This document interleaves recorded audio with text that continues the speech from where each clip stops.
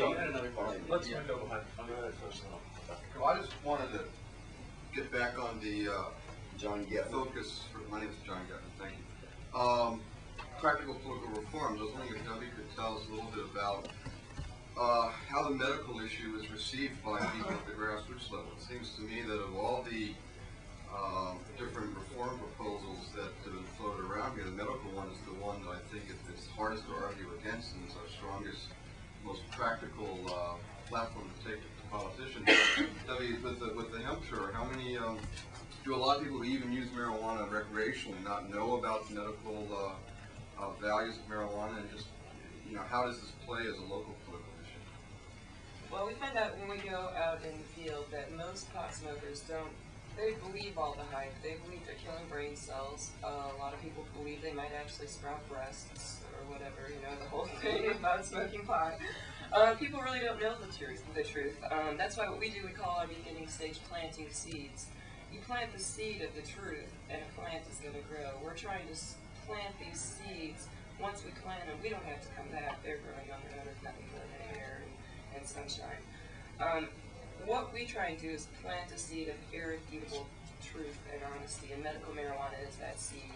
On our tour, we just took LB Musica. I don't know if everyone's familiar with her, but she's the first woman to receive medical marijuana prescription under the Compassionate IND program through Health and Human Services. We took her to about 80 cities on our hemp tour this year.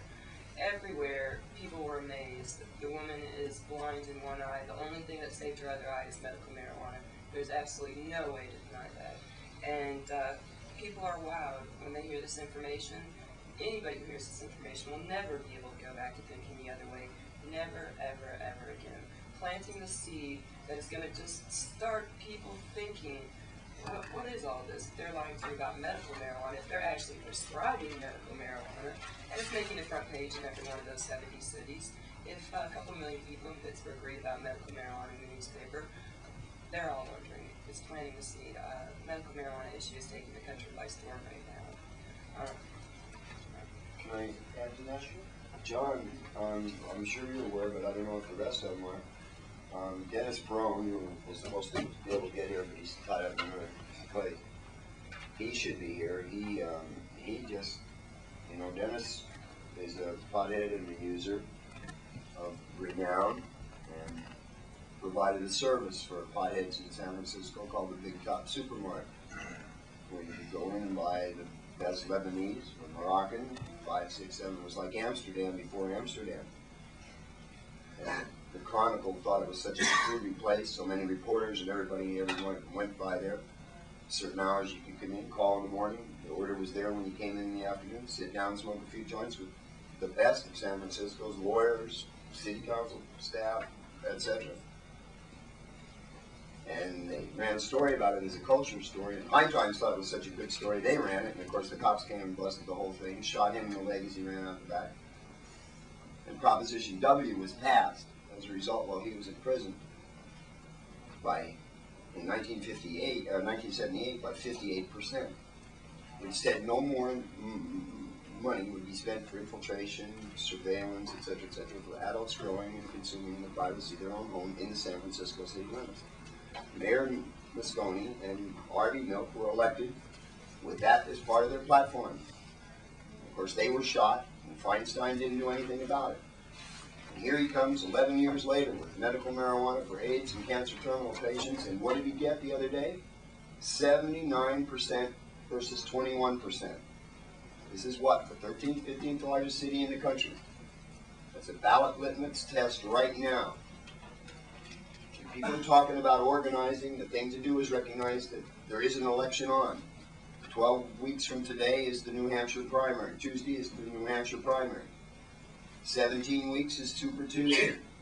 22 weeks is both Wisconsin and Pennsylvania. That's 30 primaries are gone. And if you haven't made an input into your state party platform committee at the state convention, it's not going to make and filter up in time for the national platform committee hearings to make a difference. If right now you live in an area or you know people that live in an area where the 6 Democratic or 6 Republican hearings are, Scout it out now. Get somebody in there to testify. We can force the Democrats to accept a platform plank.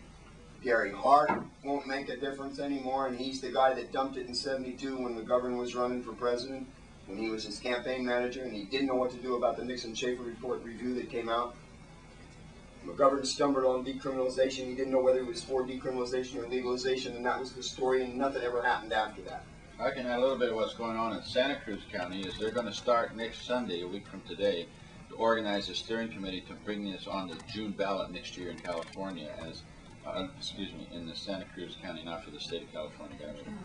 Just the one county. This will be the second county that we're going to knock over, and we're going to be launching campaigns early in the spring, like January, February, and March. That's spring for us out there, and get the signatures on the ballot so there's a vote there, and we're liable to get a second county. We don't know if we'll get 81%, but the fact that the action is going on, and I can tell you, there was a major story about this in the Washington Post here on Tuesday, Dennis's story, but not much word in the San Francisco Bay Area. There's a conspiracy of silence there. What is the ballot proposition? The ballot proposition is it's a sense of the people of the city of San Francisco that doctors be allowed to prescribe medical marijuana for any condition, including stress, without governmental interference. That's what and it passed 81% amongst the people. And you notice how many people don't know that? That should have been front page headlines. If it had lost 81%, it would have been nationwide. CNN would have been there watching Dennis laying prostrate on the floor and everything, you know. But not when they're victorious.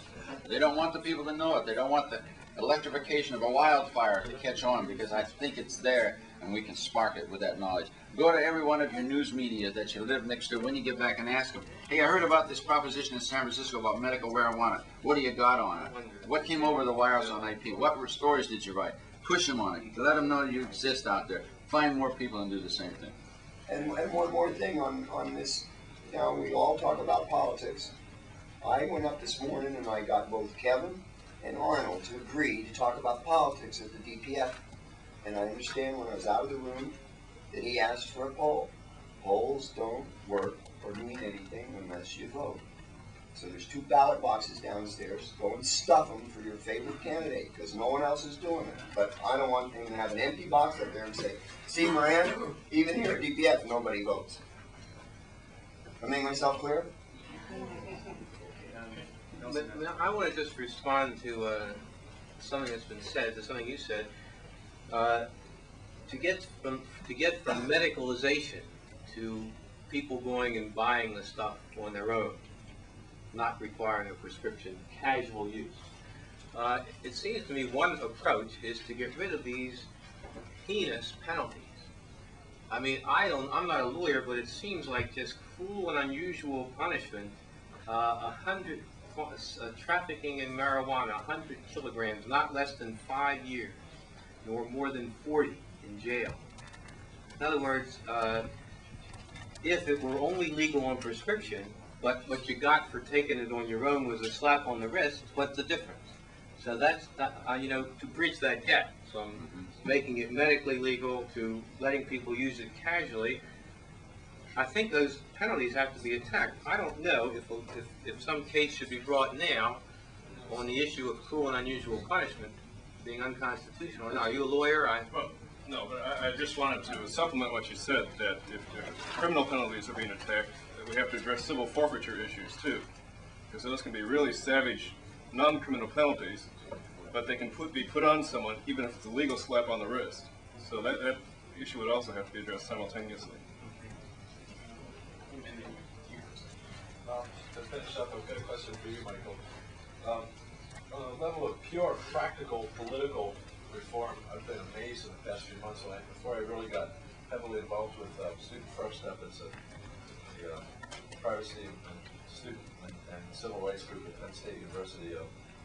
I thought that as a user, I didn't have a right to participate, conflict of interest or something like that.